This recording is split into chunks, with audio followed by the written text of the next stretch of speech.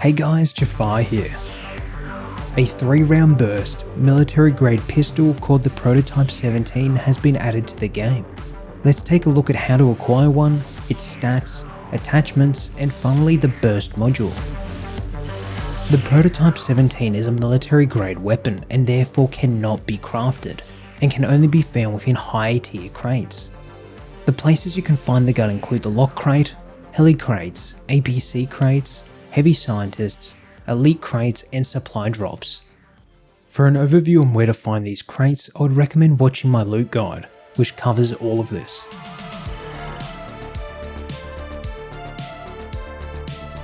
Let's now go over the recoil pattern for the gun. We'll start by looking at the recoil of the M92 and semi-auto pistol, so we can compare against those results.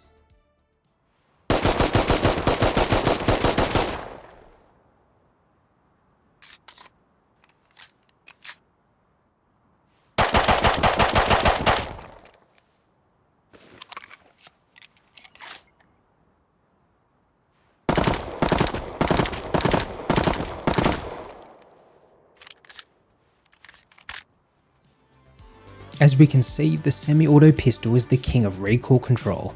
However, the new P17 is still a very controllable pistol, considering its fast 3-round burst.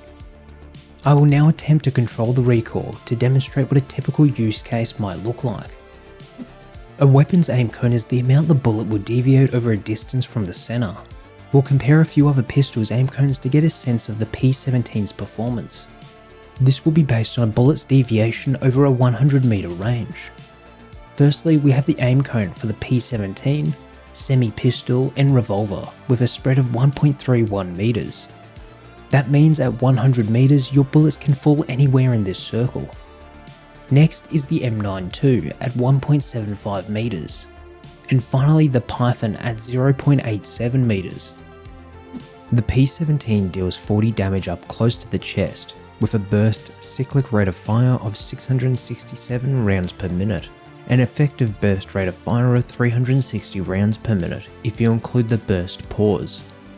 Therefore, it has a cyclic DPS of 445 and effective DPS of 240. The P17 also has the ability to toggle between burst and single fire mode by pressing M. When it's in single fire mode, the DPS arrives at 355. The damage also drops off after some distance. Up close, these are the stats for the time it takes to kill each kit type when shot in the chest. I've included the P17 pistol in both the burst and single fire mode. Now with the M92 and semi-auto pistol for comparison. Here's the same setup for headshots. We can see the burst P17 now beats out the other weapons in short fights, while the P17 single fire wins for time to kill in almost all other situations. This shows us that the burst gun is only an improvement over the M92 or semi-auto pistol in time to kill if it takes 3 or less shots and you aim for critical hit points like the head. For the attachments, we'll compare the time to kill by shooting a tank helmet, which should give us enough time to see the effects. The Holosight attachment gives you a 2x zoom bonus and reduces the weapon's aimcone by 20%. This will now reduce the spread at 100 meters from 1.31 to 1.05 meters. The silencer, apart from blocking your view, reduces your weapon's damage and velocity by 25%. Therefore, your DPS will go from 445 down to 334. The silencer also removes your bullet traces and hit direction, so people will have a much harder time knowing where they're being shot from. The tank helmet's time to kill is now 3.33 seconds, the longest of the bunch. The laser sight reduces your aim cone, hip aim cone, and aim sway, with the only downside of it being at revealing your location. It can be toggled on and off using the F key. When off, its benefits will not apply. This is the adjusted aim cone spread over 100 meters. The muzzle brake's main objective is to reduce your recoil with the negative effects of velocity, aim cone, and damage. This will reduce the weapon's DPS from 445 to 356. The tank helmet's time to kill is 3.24 seconds. Like the silencer, it also blocks your view. This will now increase the spread at 100 meters from 1.31 to 1.81 meters. Here's a recoil comparison for the muzzle brake. The muzzle boost will increase your rate of fire by 10%, but decrease your damage and velocity. Therefore, the rate of fire will increase from 667 to 734. This does not decrease the time between bursts. The tank helmet's time to kill is now 2.58 seconds, the quickest of any attachment. The extended magazine increases the gun's capacity from 18 bullets to 23, with no other perks or penalties. The Handmade sight will only reduce the weapon zoom by 0.5 times. This is best used for up-close fights. The 8x scope will increase your weapon's recoil by 50%. Therefore, I would only recommend using this if you are shooting with a rifle. Here's a recoil comparison for the 8x scope. The 16x scope will also increase your weapon's recoil by 50%. This will be even harder to control compared to the 8x scope, so do not attach this to the P17 pistol. The final attachment that can be equipped is the flashlight. Other than providing light, it does not give any other benefits.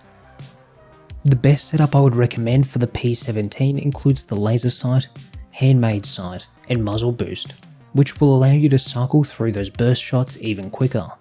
The Handmade sight can be swapped out with anything you want, as it doesn't provide any stat benefits, making it easier to see people. Here's a recoil comparison for the best setup. The burst module is the latest attachment to be added to the game and will give the attached gun a 3-round burst, reduced recoil, and improved Aimcone. For example, if we attach the burst module to a semi-automatic rifle and shoot a target at 200 meters away, the Aimcone will now be 0.65 meters across. To acquire one, you'll need to recycle the P17 to break it down into its components, which will guarantee you get one burst module. The module can only be attached to certain weapons, with the semi-automatic rifle being the recommended choice. Once the module is attached, you can toggle the burst mode on and off by pressing M. The MP5 and LR300 also have inbuilt burst modules that can be toggled in the same way. If you recycle an LR300, you'll receive a burst module, but this doesn't apply to the MP5. Now let's compare the semi-automatic rifle with and without the burst module. For chest shots, the burst module isn't very useful unless you can quickly take down your target. However, when it comes to headshots, the burst module really shines, as it allows you to quickly land high damage shots and take down an enemy player. In conclusion, the burst module is best used for quick fights and when aiming for headshots. It cannot be researched or purchased. And that's it. Thanks guys for watching, and I hope to see you in the next one.